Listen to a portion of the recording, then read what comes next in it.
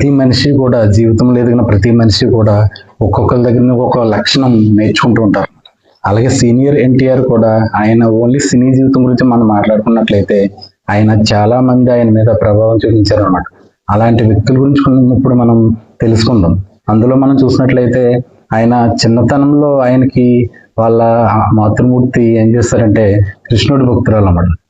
రామారావు గారికి కృష్ణుడి యొక్క పేరు పెడదామని చెప్పేసి ఆవిడ అనుకుందనమాట.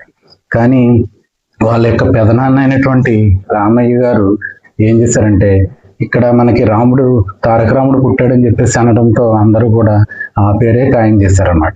అంటే ఎన్టీ రామారావు గారి మీద పరోక్షంగా ఆయన యొక్క పెదనాన్న ప్రభావం బాగా ఎక్కువ ఉంది. అంటే రామయ్య గారు ఏం చేసేవారంటే నాటకాలు ఆడేవారు అనమాట. రామయ్య గారికి జుట్టు కూడా ఆయనకి వెనకాల రింగులు తిరిగి ఉండేదన్నమాట. అలా రింగులు తిరిగి ఉండడంతో ఆయన్ని అందరూ కూడా సోకుల రామయ్య అని పిలిచేవారు అనమాట. ఆయన నాటకాల్లో పద్యాలు గట్టా పాడుతూ ఉండేవారు అన్నమాట. ఇలా పాడుతూ ఉన్నప్పుడు అది దాని యొక్క ప్రభావం చిన్నప్పుడే ఎన్టీ రామారావు గారి మీద పరోక్షంగా పడింది.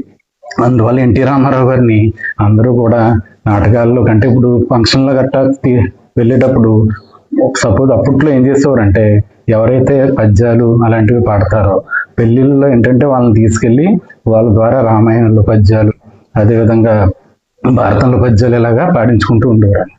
అలాగే ఎన్టీ రామారావు గారిని కూడా చిన్నతనంలోనే తీసుకువెళ్ళి ఏంటంటే అప్పట్లో ఈ యొక్క రామాయణంలో పద్యాలు పాడించుకోవడం జరిగేది అన్నమాట. ఆ విధంగా ఆయన మీద వాళ్ళ పెద్దనాన్న రామయ్య గారి ప్రభావం బాగా ఎక్కువ ఉంది. ఆ రామయ్య గారి పిల్లలు లేకపోవడంతో ఎన్టీ రామారావు గారిని దత్తత తీసుకుని ఆయన పెంచుకోవడం జరిగింది అనమాట. అందువల్ల రామయ్య గారి యొక్క పుత్రుడుగానే ఆయన లక్ష్మయ్య చౌదరి గారు పుట్టినా కూడా రామయ్య గారు దత్తత తీసుకోవడం అనమాట ఆయన. అందువల్ల రామయ్య గారి యొక్క ప్రభావం పరోక్షంగా ఎన్టీ రామారావు గారి మీద బాగా పడి ఆయన యొక్క భావి సినీ జీవితానికి ఒక పునాదిగా మిగలడం జరిగిందన్నమాట. ఆ తర్వాత చూసుకున్నట్లయితే మనకి ఇంటర్ కాలేజీలో విజయవాడలో SRR కాలేజ్ అని ఉండేది అనమాట.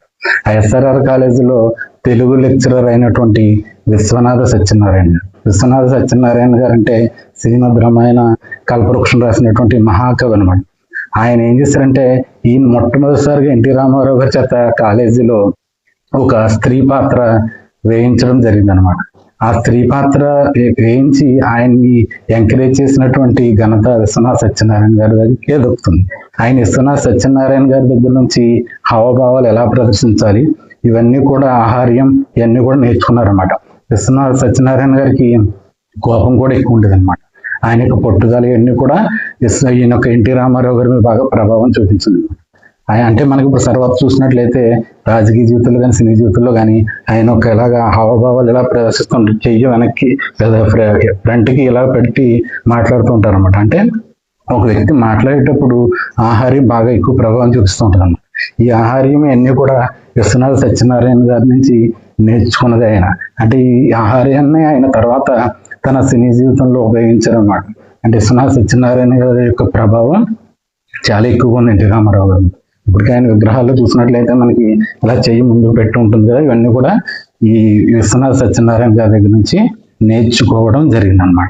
ఆ విధంగా ఆయన యొక్క ప్రభావం బాగా ఎక్కువ ఉంది. తర్వాత సినిమాల్లోకి వచ్చేసిన తర్వాత విజయవాడ సంస్థలో నెల జీతానికి ఆయన చేసేవారు. విజయవాడ ప్రతి సినిమాలోనే ఉన్నారు దాదాపు.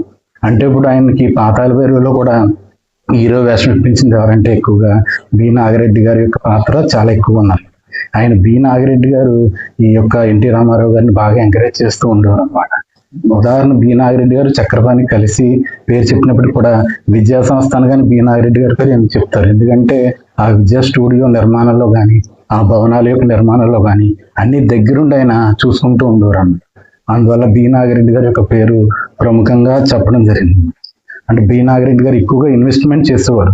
ఈయన స్క్రిప్ట్ వర్క్ చూసుకునేవారు చక్రపాణి గారు. అంటే ఆ పాటలు మాటలు ఎక్కువ దగ్గర చూసుకునే ఎక్కువ మాటలు స్క్రిప్ట్ వర్క్ అంతా చూసుకునేవారు అనమాట. మొత్తం అంతా సినిమా నిర్మాణం.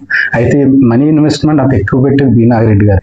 అదేవిధంగా విజయ స్టూడియోలో దగ్గరుండి ఆయనే కట్టించి డెవలప్ చేసినటువంటి ఘనత బి నాగిరెడ్డి గారికి దొరుకుతుంది. ఆయన బి నాగిరెడ్డి గారి దగ్గర నుంచి ఎన్టీ రామారావు గారు నేర్చుకున్న ప్రధాన లక్షణాలు ఏంటంటే మేనేజ్మెంట్ లక్షణాలు.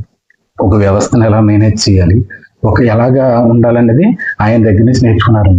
బి నాగిరెడ్డి గారు ఏంటంటే ఉదయం ఒక మాలిష్ చేయించుకుని అలవాటు ఉంటుంది అన్నమాట, మసాజ్ చేయించుకుని అలవాటు. ఒక వస్తుంది ఒక అతను పహిల్వాన్ అతని దగ్గర పనిచేసేవాడు, రోజు వచ్చి అలా మాలిష్ చేయించుకునేవాడు అన్నమాట. తర్వాత రామారావు గారు కొద్ది స్టార్ అయిన తర్వాత తనకు కూడా అలాంటి మసాజ్ కావాలని చెప్పేసి ఆ పహిల్వాన్ని రప్పించుకుని బి నాగిరెడ్డి గారు ఎవరైతే పహిల్వాన్ చేత మసాజ్ చేయించుకునేవారో ఈయన కూడా ఆయన రప్పించుకుని ఈయన కూడా మసాజ్ చేయించుకోవడం మొదలుపెట్టారు. ఇండైరెక్ట్ గా బి నాగిరెడ్డి గారి యొక్క ప్రభావం, మేనేజ్మెంట్ లక్షణాలన్నీ కూడా ఈయన నేర్చుకోవడం జరిగింది అనమాట. తర్వాత చూసుకున్నట్లయితే మరో వ్యక్తి కేవీ రెడ్డి గారు ఈయనకి శ్రీకృష్ణుడి పాత్ర చేయడానికి భయపడుతున్నప్పుడు, అంటే ఎన్టీ రామారావు గారు ఒక సినిమాలో వేశారంట, శ్రీకృష్ణుడి పాత్ర చిన్న పాత్ర వేశారు. కానీ ఆ పాత్ర అప్పట్లో చాలా క్లిక్ అవ్వలేదు, ఎందుకంటే తెరలు కూడా చించేస్తారట. ఎందుకంటే అప్పటికే కృష్ణుడు అంటే ఎలపాటి రఘురామయ్య గారు ఇలాంటి వాళ్ళు అని చెప్పేసి జనాల యొక్క బ్రెయిన్ లో నాటుకుపోయింది. ఈయన ఒక ఆహార్యం అని చూసి తెరలు కూడా రోజులు చించేసారట. అంతవరకు వెళ్ళిపోయిందండి. దాంతో ఎన్టీ రామారావు గారు మరలా కృష్ణుడు వేషం వేయడానికి భయపడ్డారు. అలా కాకుండా మాయాబజార్లో ఎన్టీ రామారావే కృష్ణుడు వేషం వేయాలని చెప్పి కేవీ రెడ్డి గారు పట్టుబట్టి ఆయన చేత కృష్ణుడి వేషం వేయించి కిరీటాల కోసం స్కెచ్ వేసి కృష్ణుడికి ఎంత పొట్టి కిరీటం, ఎలాంటి కిరీటం కావాలి, ఇవన్నీ కూడా ఒక స్కెచ్ వేసి ఏంటంటే ఆయన చేయడం జరిగిందనమాట. ఈ విధంగా కూడా మనకి చూసినట్లయితే మనకి ఆహార్యంలో ప్రతి ఒక్క క్రమశిక్షణ గట్ట కేవీ రెడ్డి గారి దగ్గర నుంచి నేర్చుకోవడం జరిగిందనమాట. కేవీ రెడ్డి గారి దగ్గర నేర్చుకున్నప్పుడు మనం చూసినట్లయితే పర్టికులర్ గా కేవీ రెడ్డి గారి దగ్గర నుంచి ఒక డిసిప్లిన్, క్రమశిక్షణ, అంటే సెట్ లో కేవీ రెడ్డి గారు అడుగు పెట్టిన వెంటనే ఎవరు కూడా మాట్లాడేవారు కదండి. సినిమా షూటింగ్ అంటే ఎలా ఉంటుంది, అందరూ ఏమిటి అలా మాట్లాడుతూ గందరగోళంగా ఉంటుంది. కానీ అలా కాకుండా సెట్ లో కేవీ రెడ్డి గారు అడుగు పెట్టిన తర్వాత ఎవరు కూడా ఒక్క మాట కూడా మాట్లాడేవారు కదండి. సినిమా షూటింగ్ జరుగుతుంది అన్నట్టు ఉంటుంది. ఇవన్నీ కూడా డిసిప్లిన్ నేర్చుకున్నారు.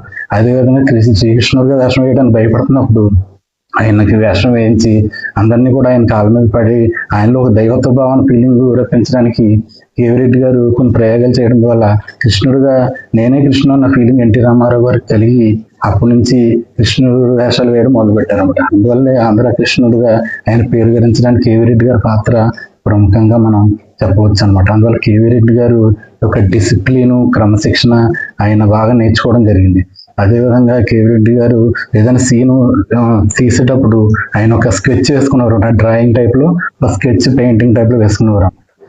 అదే విషయాన్ని నా తర్వాత అనుకరించారు. ఎన్టీ రామారావు గారు కూడా కొద్దిగా డ్రాయింగ్, పెయింటింగ్ లో అనుభవం కొద్దిగా టచ్ ఉండడం వల్ల ఆయన దానివీర సూర్యకర్ణకి దుర్యోధనుడికి ఎంత పొడుగు కిరీటం కావాలి, దుర్యోధనుడు ఎలా కనిపిస్తాడు, పొడుగు కిరీటం ఉంటేనే హైట్ గా కనిపించి కనుబొమ్మలు ఎంత ఒత్తుగా ఉండడం, అలాగే శ్రీకృష్ణుడికి ఎంత కొంచెం పొట్టి కిరీటం లైట్ గా ఉంది, ఇవన్నీ కూడా స్కెచ్ చేసుకునేవారు. కిరీటాలు కూడా ముందే స్కెచ్ వేసుకుని ఆయన ఆ రకమైన కిరీటాలు తెప్పించుకుని ఎలా ఉంటే మనం ఎలా కనబడతాం అని, ఏ ఎక్స్పీరియన్స్ ఉంటే ఎలా కనబడతాం అని చెప్పేసి ఆయన దానవీర సూరకర్ణలో అవన్నీ కూడా ఉపయోగించడం జరిగిందన్నమాట. అంటే ఇలా మనకి ఆయన జీవితంలో చూసినట్లయితే వీళ్ళ నలుగురు నుంచి బాగా ఎక్కువగా నేర్చుకోవడం జరిగింది అనమాట సినీ జీవితంలో.